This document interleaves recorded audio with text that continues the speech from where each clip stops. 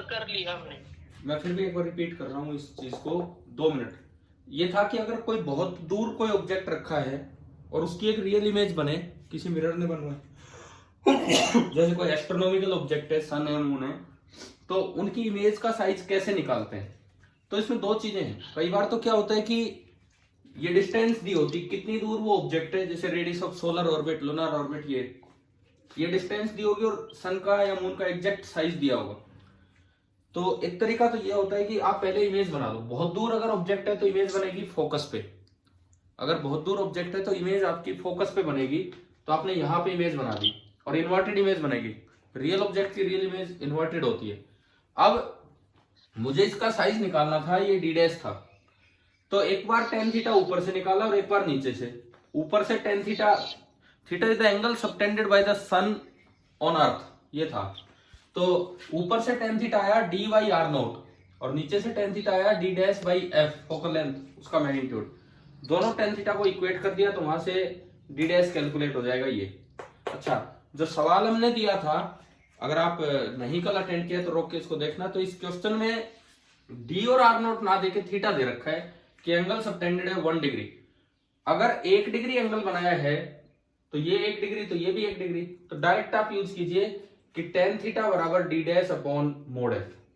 अब tangent of 1 degree कैसे निकालते हैं, ये कुछ दिन पहले भी मैंने सिखाया था। छोटे एंगल का टेन कैसे निकाला जाता है, तो उसको पहले रेडियन में कन्वर्ट कर लो और फिर टेन हटा दो, नियरली इतना ही ये वैल्यू हो जाएगी। ये आपने यहाँ यूज किया और ये इसमें हो गया। क्या ये वाले सवाल हो जाएंगे, समझ में आ गया ये पार्ट? ठीक है। अब आज हम मोशन ऑफ ऑब्जेक्ट पढ़ेंगे और उससे फिर इमेज पे क्या फर्क पड़ता है वो चीजें हम स्टडी कर रहे होंगे।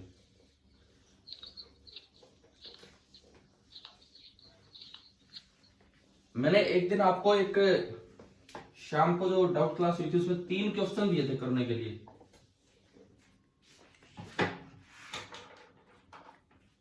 तो देखो, अभी हम क्वेश्चन पे नहीं, अभी तो हम इन चीजों पे चल रहे हैं। Nature, position and size of image for different different positions of object. अगर आप ऑब्जेक्ट की अलग अलग पोजीशन बना लेते हैं तो कहां कैसी इमेज बनेगी, बड़ी बनेगी, छोटी बनेगी, ये चीज हमें सीखनी है। तो सबसे पहले ये वाली टेबल हम बनाए for concave mirror.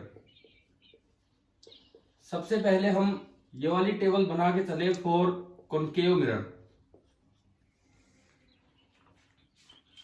For concave mirror अगर आप देखते हैं, देखो आप दिमाग में ये बैठाओ कि भाई ये मिरर है, इस तरह का कॉनकेव मिरर है। पहले कुछ चीजें शुरू में लोकेट कर दो।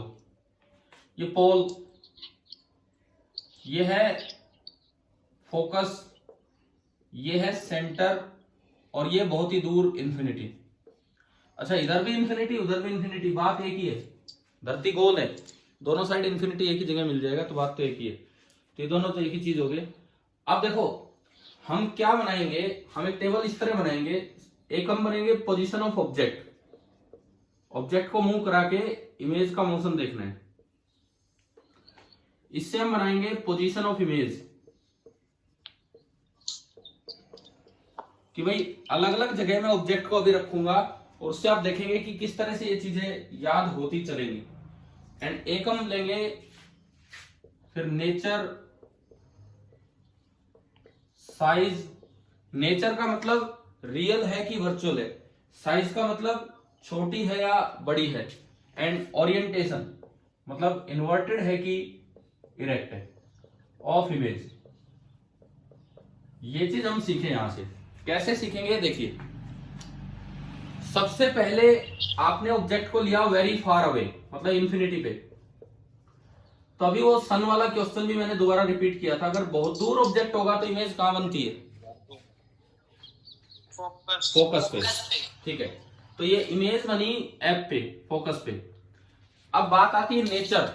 नेचर की मैं बात करूं, ये बताओ इधर है जिधर रेज रहनी है या दूसरी साइड है फोकस? हाँ, जिधर रेज है अगर उधर ही इमेज बने तो वो रियल होती है, दूसरी साइड होती तो वर्चुअल। तो नेचर तो हो गया रियल, अब साइज की बात करें, मैग्निफिकेशन होता है v बाई यू, मैग्निफिकेशन होता है v बाई यू। यू तो बहुत ज्यादा है, मतलब माइनस भी आता है उसमें, मैं तो मोड की बात कर रहा हूं कि मैग्निफिकेशन का मोड इससे निकलता है। देखो v तो बहुत ज्यादा है ना, सॉरी u तो बहुत ज्यादा है, इनफाइनाइट, और v थोड़ा सा है, तो v by you less than 1 है कि ग्रेटर देन 1 है? दिख गया ना आपको, v छोटा सा है, u बहुत ज्यादा है, इसका मतलब v by you is less than 1, तो इमेज कैसी बनेगी? डिमिनिश्ड। अब ओरिएंटेशन की बात करते हैं, ओरिएंटेशन मतलब इरेक्ट की इन्वर्टेड। हमने एक चीज याद की थी, अगर नेचर सेम है, रियल ऑब्जेक्ट की रियल इमेज है तो इन्वर्टेड है, और अगर नेचर अपोजिट है, रियल ऑब्जेक्ट की वर्चुअल इमेज है तो इरेक्ट। ध्यान है ये वाली चीज? Yes sir. ठीक है, तो ये इमेज कैसी बनेगी? बोलो। इन्वर्टेड। और इसको तो आप अभी अभी देख के आए थे सन वाले डायग्राम से, कि सन की जो इमेज थी रियल बनी थी, छोटी बनी थी और इन्वर्टेड बनी थी, तो ये चीज तो वहां से कंफर्म होगी। अब देखो, अब इनको चलाना स्टार्ट करते हैं। ऑब्जेक्ट को मैं लेके चलूंगा इंफिनिटी से C, from infinity to C, centre of curvature. देखिए एक चीज याद रखें, रिफ्लेक्शन में, मिरर में ऑब्जेक्ट और इमेज मिरर के रेस्पेक्ट में हमेशा अपोजिट डायरेक्शन में चलेंगे। एक बात याद रखें, मिरर के केस में, मिरर के रेस्पेक्ट में, जैसे यहां तो मिरर रेस्ट पे ही है, ऑब्जेक्ट और इमेज हमेशा अपोजिट डायरेक्शन में चलेंगे। तो अगर ऑब्जेक्ट इधर से चला तो इमेज किधर से चलेगी? वापस इस साइड। शुरू में जब ऑब्जेक्ट इंफिनिटी में था तो इमेज कहां पे थी? फोकस पे। ठीक है, अब देखो ऑब्जेक्ट यहां से चला, इमेज यहां से चली, अगला ठिकाना ऑब्जेक्ट के लिए कौन है? कोई ठिकाना दिख रहा है बीच में? कुछ नहीं है, सीधा क्या है अगला? सेंटर। और इमेज के लिए भी अगला ठिकाना है सेंटर। तो सेंटर इन दोनों का मीटिंग पॉइंट है, यानी कि जब ऑब्जेक्ट चलेगा इंफिनिटी टू सी तो इमेज चल के आएगी फोकस टू सेंटर। बताइए ये आया क्या समझ में? कैसे याद करनी है चीजें? ठीक है, रिफ्लेक्शन में हमेशा दोनों अपोजिट डायरेक्शन में चलेंगे मिरर के रिस्पेक्ट में। अच्छा, उसके बाद अब मैं फिर से इनकी बात करूं, नेचर F2C इधर है तो कैसी इमेज है? रियल। अब देखो साइज का अंदाजा कैसे होगा? अब आप स्पीड से अंदाजा लगाओ, कौन इतनी देर में ज्यादा चल के आया उसका साइज बड़ा होगा, जिसकी स्पीड ज्यादा उसका साइज बड़ा होगा, क्योंकि स्पीड मैग्निफिकेशन पे डिपेंड करती है। ये हम पढ़ेंगे अगले टॉपिक में। देखो ऑब्जेक्ट तो कितना बड़ा बड़ा है, इंफिनिटी से और सी पे पहुंच लिया, वो जरा सी चली है, तो बताओ इमेज छोटी होगी बड़ी होगी? यहां ये बहुत ज्यादा चल के आ गया इतनी देर में, उसके छोटे छोटे पाव है, इट मींस ये तो अगेन स्मॉल साइज। डिमिनिश लिख दो, डिमिनिश का मतलब होता है बहुत छोटी, तो स्मॉल साइज हमने लिखी। अब रियल ऑब्जेक्ट की रियल इमेज कैसी बनेगी? इन्वर्टेड। ठीक है, तीसरा पॉइंट, अब आप पहुंच गए सी पे। ऑब्जेक्ट जब सेंटर पे है तो इमेज भी कहां आ चुकी है? सी, सेंटर पे। लेकिन ऑब्जेक्ट ऊपर होगा तो इमेज नीचे होगी, क्यों? क्योंकि ये रियल इमेज है, और रियल इन्वर्टेड होगी। अब साइज की बात करते हैं, मैग्निफिकेशन का मोड देखने में v और u का रोल है, यही तो ऑब्जेक्ट है, यही इमेज है, तो v और u दोनों का मैग्नीट्यूड सेम हो गया। तो इसका मतलब साइज सेम साइज, ये हमारे पास समझ में आया। ठीक है, इसके बाद देखते हैं, इसके बाद आगे नंबर 4 और आगे लेके चलो, सेंटर टू फोकस। चलना इमेज को अपोजिट डायरेक्शन में है, तो ऑब्जेक्ट गया सेंटर टू फोकस, तो इमेज कहां चलेगी? पीछे की तरफ, इधर की तरफ। और अगला ठिकाना तो सीधा इंफिनिटी पे, बियॉन्ड सी को मैं लिख देता हूं सी टू इंफिनिटी, कि वो सी से और इंफिनिटी पे पहुंची। अब फिर बात करते हैं, इधर इमेज है तो कैसी इमेज है? रियल ऑब्जेक्ट की रियल इमेज इन्वर्टेड। अब मैं साइज की बात करूं, ये जरा सा चला है और वो बहुत ज्यादा भागी है इमेज, तो किसका साइज बड़ा होगा? बताओ, इमेज का। तो इस बार बोलेंगे एनलार्ज। enlarged, आपको अंदाजा लगाना आ गया, अगर ये चलते हैं तो साइज स्पीड से अंदाजा लगाना है। देखो क्या हो रहा था, मिलने से पहले, सेंटर पे आने से पहले ये बहुत तेज चल के आ रहा था। देखो ये ऑब्जेक्ट है, सेंटर पे आने से पहले तो ये बड़ा उत्सुक था मिलने के लिए, ये धीरे धीरे आ रही थी। उसके बाद ये धीरे धीरे हो गया और ये इमेज बहुत तेज हो गई। अभी और आगे बढ़ाते हैं इस चीज को।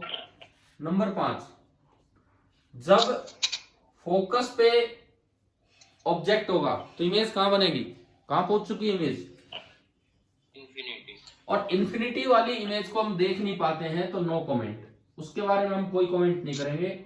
इन्फिनिटी वाली इमेज को हम देख नहीं सकते कि भाई इतनी दूर होगी।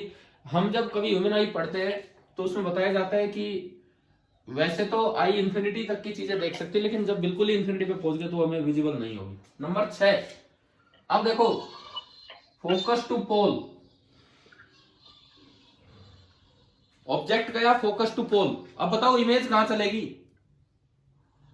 behind mirror, the mirror, अब क्या होगा, देखो धरती गोल है, ये घूमते घूमते घूमते घूमते उधर निकल आएगी और ये चलती हमेशा अपोजिट रहेगी। ऐसा नहीं है कि इधर इन्फिनिटी टच कर लिया तो वापस होली ना, क्योंकि अगर ये वापस होली तो ऑब्जेक्ट और इमेज दोनों सेम डायरेक्शन में हो जाएगी। तो ये यूं घूम के और इस तरफ से आ जाएगी, और जितनी देर में ऑब्जेक्ट पोल पे आएगा उतनी देर में इमेज भी पोल पे आ जाएगी उधर से।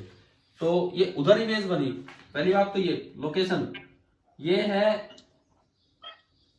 बिहाइंड द मिरर, उधर ही बनेगी। हाँ जी, अब बताओ nature, virtual, virtual, size, size enlarged, enlarge, and orientation erect, erect. क्या सारी पोजीशन हो चुकी है ऑब्जेक्ट की? yes sir, ऐसा नहीं है कि बोर्ड खत्म हो गया तो वही सारी पोजीशन होगी, ऊपर लिख देंगे हम। बताओ आप सारी पोजीशन हो चुकी है क्या?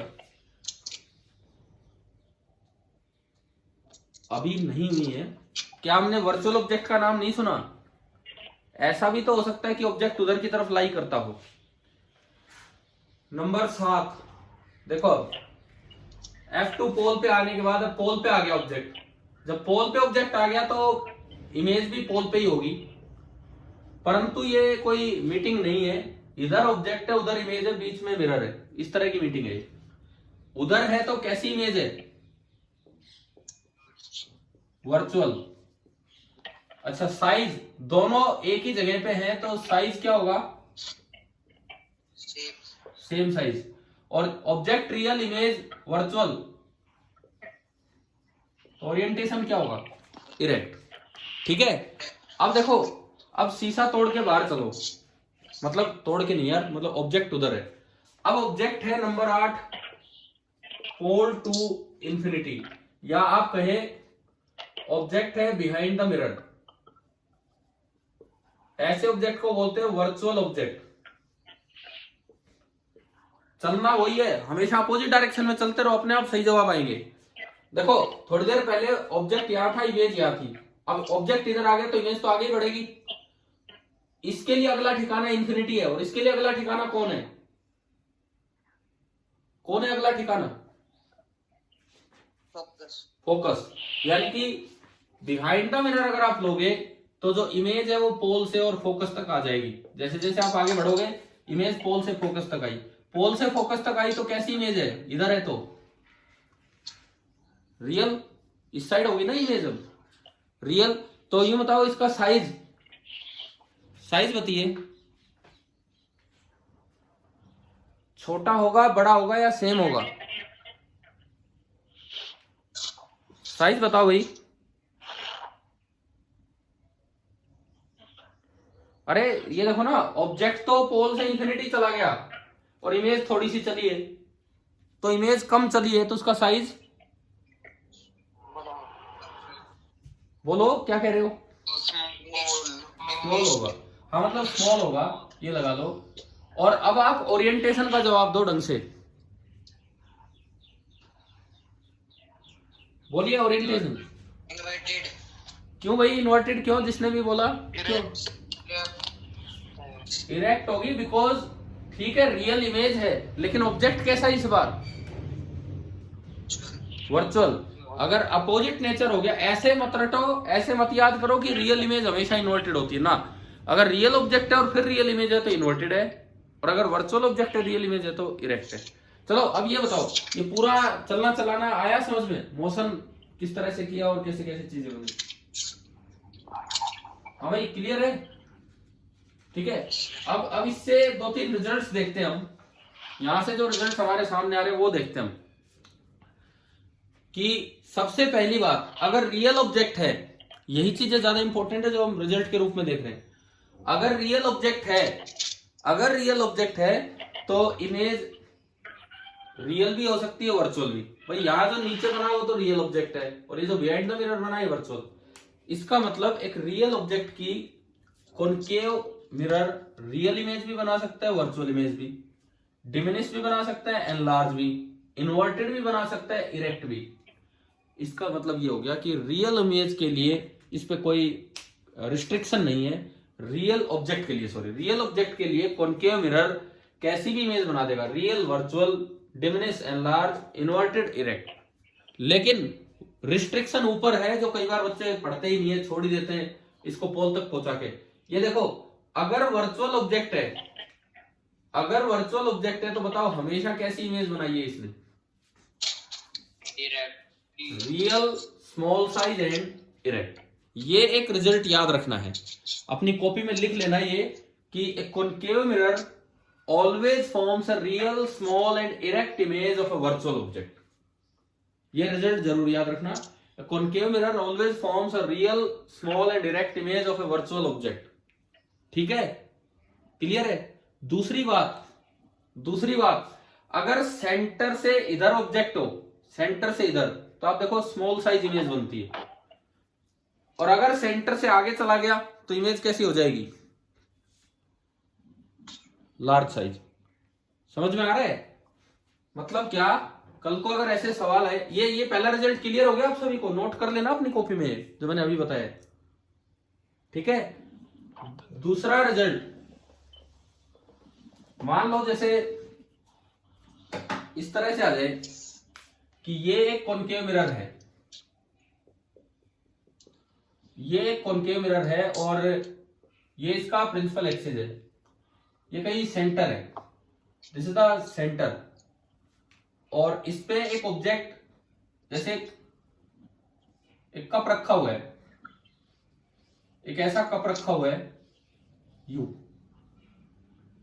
आपसे पूछ लिया जाए कि भाई इसकी इमेज बताओ कैसी बनेगी।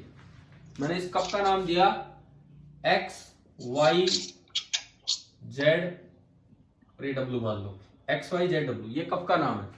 इसकी इमेज कैसी बनेगी। पहली बात, ऑब्जेक्ट सेंटर पे है या सेंटर से इधर है, तो इसका मतलब रियल इमेज बनेगी। रियल ऑब्जेक्ट इधर देखो आप, सेंटर पे है, जो लाइन सेंटर पे है उसकी तो उतनी साइज की इमेज बनेगी, यानी कि ये तो इन्वर्टेड इमेज नीचे सेम साइज की बनेगी। ये ये डब्ल्यू की इमेज डब्ल्यू डैश, और ये जेड की इमेज जेड डैश, ठीक है।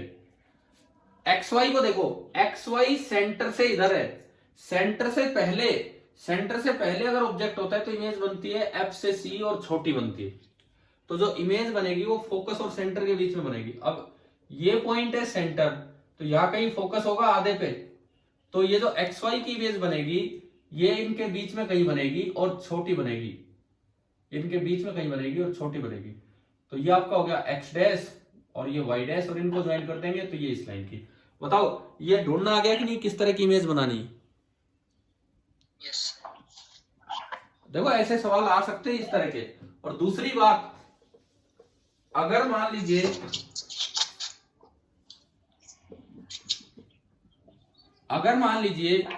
इस तरह से है, ये एक्स एक्सिस इधर है, ये सेंटर है, और हमें दिया गया है कि ऑब्जेक्ट यहां रखा है और ये सेंटर है। अब बनाओ इमेज, कैसे बनेगी। ये वाली लाइन की तो एज इट इज यही बन जाएगी। अच्छा ये जो ऑब्जेक्ट है इधर वाला, ये कहां से कहां के बीच में, सेंटर से फोकस, तो अगर सेंटर से फोकस होता है तो इमेज कहां बनेगी उसकी, सेंटर टू इंफिनिटी और एनलार्ज, तो जो दूसरी बनेगी वो यूं नीचे बनेगी यूं, और इस तरह का आ जाएगा। बताओ यूं पहचान लोगे अगर ऐसे सवाल बन के आते हैं तो। Yes sir. ठीक है। अब एक होमवर्क के लिए एक क्वेश्चन यहां पे मैं आपको दे रहा हूं कि इस कॉनकेव मिरर के लिए आपको एक ग्राफ कंप्लीट करना है और u और v डिस्टेंस नहीं है, u और v कोऑर्डिनेट्स हैं।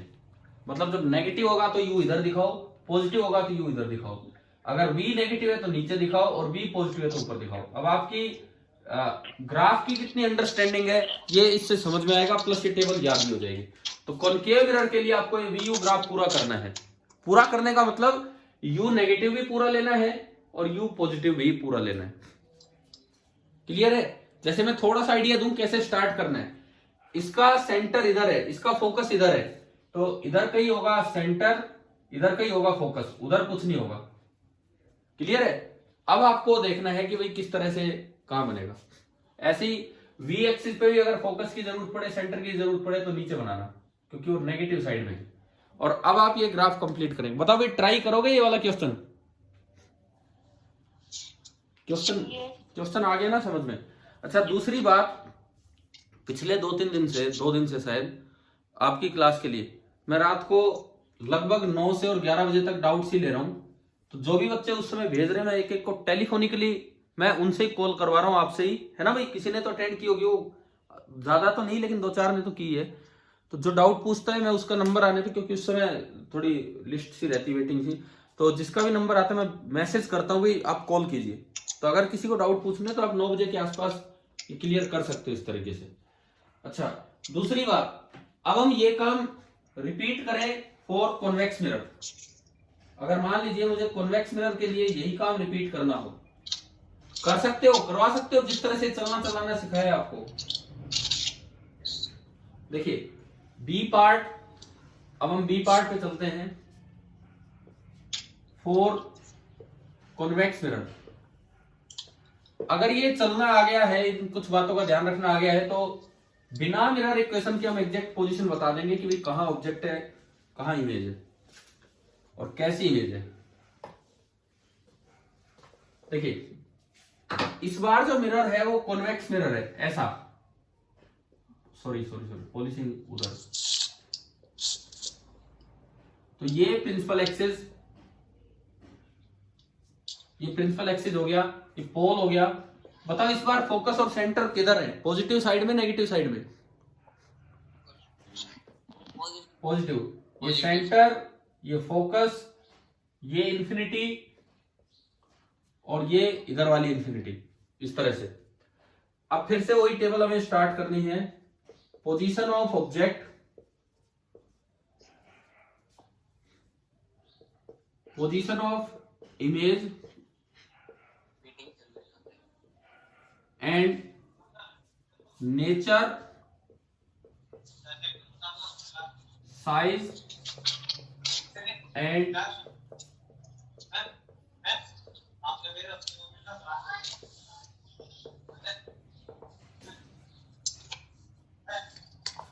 देखते हैं। अब सुनिए इधर, हाँ जी स्टार्ट करो। शुरू में जब ऑब्जेक्ट इंफिनिटी पे होगा, वेरी फार अवे, तो इमेज कहां बननी होती है? बोलो जल्दी बोलो ताकि हम पूरा कर पाए। ऑब्जेक्ट जब इंफिनिटी पे होगा तो इमेज कहां बनेगी? फोकस पे। फोकस उधर है, फोकस उधर है, तो बताओ कैसी इमेज है? Nature, virtual. नेचर हो गया वर्चुअल। साइज, डिमिनिश, क्योंकि ये बहुत दूर है और ऑब्जेक्ट बहुत ही दूर है और इमेज बहुत ऊपर। ओरिएंटेशन, भाई एक बार ये माइक थोड़ा ऑफ कीजिए, माइक ऑफ कीजिए।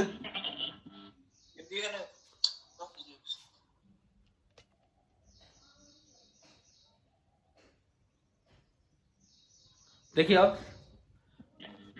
मैं ओरिएंटेशन की बात कर रहा हूं। नेचर हो गया, ओरिएंटेशन बताओ, रियल ऑब्जेक्ट की वर्चुअल इमेज कैसी बनेगी? मैं बोल देता हूं इरेक्ट। पहला पार्ट आ गया आपको समझ में। दूसरा पार्ट, अब इसको चलाओ। क्या बीच में कोई ठिकाना है फोकस या सेंटर? कहीं भी? क्या इसमें बीच में कहीं कोई ठिकाना नजर आ रहा है? तो इसका मतलब एक ही केस में सारे रियल ऑब्जेक्ट सिमट गए इंफिनिटी टू पी। अगर आप इंफिनिटी टू पी चलोगे तो देखो अब उल्टा चलना है, उल्टी चलती इमेज। ऑब्जेक्ट चल रहा है इधर, इमेज चलेगी फोकस से पोल, समझ लियो। जितनी देर में ऑब्जेक्ट इंफिनिटी से पोल आएगा इमेज आ जाएगी फोकस से पोल की तरफ। कैसी इमेज है? Nature, virtual. उधर है तो नेचर है वर्चुअल, ठीक है। साइज, साइज ये बहुत ज्यादा चल के आया, वो थोड़ी चली है, तो इसका मतलब स्मॉल। Orientation erect. और जब आप पोल पे आएंगे, बिल्कुल पोल पे, बिल्कुल पोल के पास, तो उधर इमेज भी पोल पे पहुंच चुकी है, वर्चुअली है, सेम हो जाएगा बिल्कुल पोल पे, साइज और इरेक्ट ही रहेगी। तो देखो क्या हुआ है कि रियल ऑब्जेक्ट यहां फिनिश हो गए, रियल ऑब्जेक्ट का काम इस केस में फिनिश हो गया। तो इस बार एक बड़ा अच्छा सा रिजल्ट यहीं पे बन गया। एक रियल ऑब्जेक्ट की कॉन्वेक्स मिरर हमेशा कैसी इमेज बनाता है? वर्चुअल। कभी भी बड़ी नहीं बनाता है, डिमिनिश छोटी बनाएगा। सेम तो तब जब बिल्कुल पोल पे आप चले जाओ। और कभी भी उल्टी इमेज नहीं बनाएगा, हमेशा कैसी इमेज बनाएगा? इरेक्ट। तो एक रिजल्ट हमारे पास आ गया, जैसे पिछली बार आया था ऐसी। Convex mirror always forms, a convex mirror always forms a virtual small sized and erect image of a real object। ये रिजल्ट याद हो जाएगा ना, बड़ा काम का है ये वाला रिजल्ट भी, ठीक है। अब बात करते हैं, इससे आगे चलाते हैं ऑब्जेक्ट को इससे आगे चलाते हैं, मतलब हम ऑब्जेक्ट को अब वर्चुअल बना देंगे। तो मैं इसको यहां से हटाता हूं। अगर आप ऑब्जेक्ट को वर्चुअल बनाए, ये दो रिजल्ट तो मैं आपको बता चुका। कॉनकेव मिरर के लिए जो रिजल्ट आया वो रियल ऑब्जेक्ट के लिए आया था, सॉरी वर्चुअल ऑब्जेक्ट के लिए। और कॉन्वेक्स मिरर के लिए जो रिजल्ट आया वो रियल ऑब्जेक्ट के लिए आया, ठीक है। अब सुनिए भैया, आज की क्लास के बाद ये रिजल्ट याद कर लेना एक बार ढंग से अपनी टेबल वगैरह बना के। इसके बाद देखो, अब ऑब्जेक्ट क्रॉस कर गया पोल को, ऑब्जेक्ट चला पोल टू फोकस, ऑब्जेक्ट उधर चला, तो बताओ इमेज किधर जाएगी? अपोजिट डायरेक्शन चलना इमेज को, पोल टू इंफिनिटी। इधर कोई ठिकाना ही नहीं आगे, पोल टू इंफिनिटी। अब इधर इमेज आ गई तो कैसी इमेज है? रियल। बहुत तेज भाग के गई है इमेज, तो इसका मतलब ये थोड़ा सा चला है जबकि इमेज बहुत ज्यादा चली गई। और अगली चीज बताओ, ओरिएंटेशन। इनवर्टेड। यार इन्वर्टेड क्यों बोल रहे हो? मतलब थोड़ा ध्यान से बोलो। आप बार बार यूं मत रटो ना कि रियल इमेज है तो हमेशा इन्वर्टेड। भाई ऑब्जेक्ट तो वर्चुअल है ना, और इमेज रियल है, अपोजिट नेचर है, तो कैसी इमेज होगी? इरेक्ट। और आगे चलो, अभी जब फोकस पे ऑब्जेक्ट है, जब फोकस पे ऑब्जेक्ट है तो इमेज कहां है? इंफिनिटी पे। और इंफिनिटी वाली इमेज के बारे में हम कोई कमेंट नहीं कर सकते, तो ये हमने छोड़ दिया। उसके बाद जब ऑब्जेक्ट चला फोकस टू सेंटर, आप खुद करोगे अभी टेबल कंप्लीट, मैं आपको तरीका बता देता हूं। ऑब्जेक्ट चला फोकस टू सेंटर, इधर तो इंफिनिटी टच कर गया, धरती गोला आगे से दिखेगी अब इमेज। तो ऑब्जेक्ट चलेगा फोकस से सेंटर, इतनी देर में इमेज कहां से कहां चल के आ जाएगी? इंफिनिटी से सी, ठीक है। अब focus to centre virtual object, infinity to centre virtual image. तो वर्चुअल इमेज है, पर ये कम चला है, वो इंफिनिटी से चल के आ गई, बहुत ज्यादा चल के आ गई, तो उसका साइज बड़ा होगा, एनलार्ज इमेज होगी। और वर्चुअल की वर्चुअल इन्वर्टेड। क्या ये कर लोगे टेबल कंप्लीट? बताओ। उसके बाद सेंटर से इंफिनिटी जब आप ऑब्जेक्ट को लेके जाओगे, फिर कवर हो गया पूरा। सेंटर टू इंफिनिटी लेके जाओगे तो इमेज चलेगी सेंटर से फोकस, क्योंकि जब इंफिनिटी पे ऑब्जेक्ट होता है तो फोकस पे इमेज बनती है। देखो अब ऑब्जेक्ट उधर गया, वर्चुअल इमेज भी यही है, तो वर्चुअल। ये कम चली है, वो ज्यादा चला है, तो इसका साइज छोटा होगा, स्मॉल साइज। और वर्चुअल की वर्चुअल अगेन इन्वर्टेड। ये टेबल आपको पूरी करनी है। प्लस दूसरी बात, एक बार फिर से आपको ये वाला ग्राफ विद साइन वी और यू का बनाना है। किसके लिए? कौन से मिरर के लिए? कॉन्वेक्स मिरर के लिए। देखो आज थोड़ा सा टाइम लगाना भाई इन कामों में, ये जो एक दो काफी इंपॉर्टेंट चीजें हैं ये जो हम ये देख रहे हैं कि किस तरह से मोशन वोशन हो रहा है। ठीक है, यहां तक आ गया समझ में। अब एक छोटी सी चीज आप ये देखो कि भाई हमने ये कैसे डिसाइड कर लिया कि ऑब्जेक्ट और इमेज अपोजिट डायरेक्शन में ही चलेंगे, और दूसरी बात ये कैसे डिसाइड कर लिया कि अगर इमेज तेज ज्यादा चली है, स्पीड ज्यादा है तो वो बड़ी होगी, और स्पीड कम है तो वो छोटी होगा। ये किस तरह से डिसाइड हुआ है, अब हम इन चीजों पे चलते हैं। तो आप एक छोटी सी बात देखिए, मिरर इक्वेशन क्या थी, 1/v plus 1/u is equal to 1/f। Mirror equation ये थी आपकी। मैं इसको यू लिख सकता हूं, v raised power -1 plus u raised power -1 is equal to f raised power -1। Clear ना, ये वाला step. Differentiating both sides with respect to time, differentiating both the sides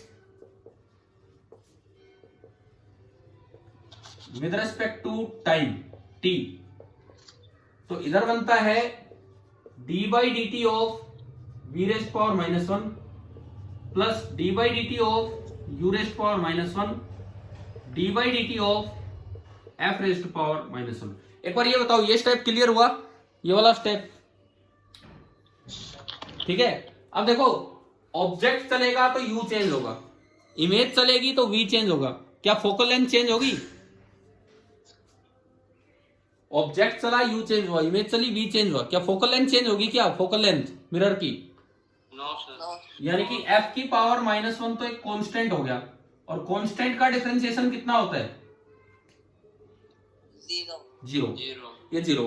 अब इधर देखो, v की पावर -1 का डिफरेंशिएशन होगा, पावर आगे आ जाएगी, पावर में एक और कम कर दो और इनटू dv/dt। क्योंकि अगर ये v के रेस्पेक्ट में होता है तो यहीं तक रुक जाते, लेकिन v का t के रेस्पेक्ट में तो एक टर्म ये हो रहा थी। ये वाला तो आता होगा आपको ये काम कि कैसे डिफरेंशिएशन किया है, और चेन रूल कहता है फिर ये लास्ट में ये भी आएगा। प्लस अगला देखो, ये तो पहली टर्म, नेक्स्ट टर्म माइनस आ गया, पावर में एक और कम हुई, इंटू du/dt और बराबर 0। आप दोनों माइनस को कॉमन ले लो तो ये बना 1/v² into dv/dt plus 1/u² into du/dt is equal to 0।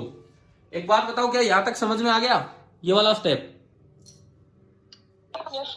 अब बताओ du/dt का क्या मतलब है? u थी पोजीशन ऑफ ऑब्जेक्ट, तो du/dt का मतलब होगा velocity of object with respect to mirror. Velocity of object with respect to mirror. अगर dv/dt ऐसे लिखें तो उसका मतलब होगा velocity of image with respect to mirror. हाँ जी, ये बात आई कि नहीं आई समझ में? ये मैंने कैसे लिखा है? ठीक है। तो अब देखो, dv/dt तो बन गई वेलोसिटी ऑफ इमेज, तो ये इक्वेशन बनी 1/v² into velocity of image plus 1/u² into velocity of object और इज इक्वल टू 0। अब अगर मैं यहां से वेलोसिटी ऑफ इमेज का फॉर्मूला निकालूं, अगर मैं यहां से वेलोसिटी ऑफ इमेज का फॉर्मूला बनाऊं तो देखो क्या बन रहा है, 1/v², v तो पोजीशन है, v वेलोसिटी नहीं है, v पोजीशन है, बराबर -1/u² into velocity of object. और यहां से वेलोसिटी ऑफ इमेज बनी, velocity of image minus of v/u का whole square into velocity of object. अब देखो, v/u को मैं मैग्निफिकेशन का स्क्वायर लिख सकता हूं, बिकॉज एक स्क्वायर के अंदर आप माइनस लगा दो, क्या कोई फर्क पड़ता है भाई? क्या मैं इस चीज को ऐसा भी लिख सकता हूं कि velocity of image is equal to, ये माइनस तो बाहर है और इसको मैंने लिख दिया -v/u का स्क्वायर और वेलोसिटी ऑफ ऑब्जेक्ट। बताओ क्या ऊपर और नीचे वाला सेम है कि नहीं? ठीक है। और -v/u किसका फॉर्मूला था? -v/u। हाँ, तो इमेज का वेलोसिटी ये विद रिस्पेक्ट टू मिरर चल रहा है, माइनस साइन मैग्निफिकेशन का square into velocity of object. अब देखो सबसे पहली बात, यहां से दो बातें समझ में आ रही है। अपोजिट डायरेक्शन में क्यों चल रहा है, माइनस साइन दिखा रहा है कि डायरेक्शन अपोजिट होगी, और मैग्निफिकेशन पे डिपेंड कर रहा है। बस ये मीटिंग फिनिश होने वाली है, अब देख लीजिए फटाफट। मैग्निफिकेशन पे डिपेंड कर रहा है, velocity of image minus sign दिखा रहा है कि ये नेगेटिव है, और मैग्निफिकेशन पे डिपेंड कर रहे हैं। तो अगर मैग्निफिकेशन ज्यादा होगा तो स्पीड ज्यादा होगी। तो यहां से इस चीज को हम नेक्स्ट क्लास में कंटिन्यू करते हैं कि ये जो रिजल्ट आया है ये किस तरह से हम यूज करेंगे। Thank you.